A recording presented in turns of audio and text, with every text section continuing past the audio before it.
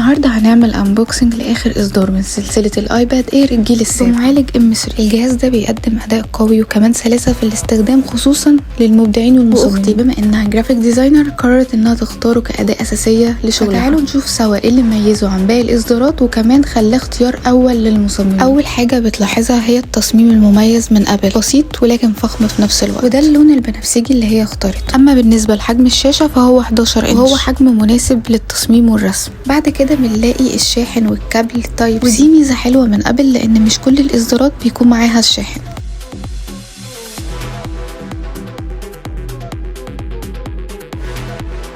تاني حاجة معانا هي الكفر اللي اختارته عشان يحمي الكفر مغناطيسي وعملي جدا، بيتركب بسهولة وكمان بيثبت أكتر من زاوية سواء وقت الكتابة أو وقت المشاهدة، وكمان خامته من جوه ناعمة جدا عشان تحافظ على الشاشة، ومن بره ملمسه شيك وراقي جدا، فبيديك انطباع ان الجهاز كله قطعة واحدة متكاملة.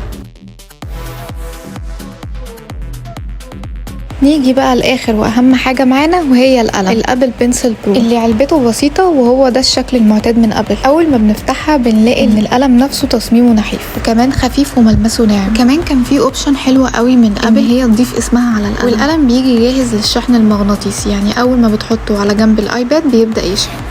هنا بقى قلنا نجرب القلم. الحقيقه ان مسكه القلم كانت مريحه جدا، ما بتحسش ان انت ماسك حاجه الكترونيه، لا انت حاسس ان ده قلم بجد.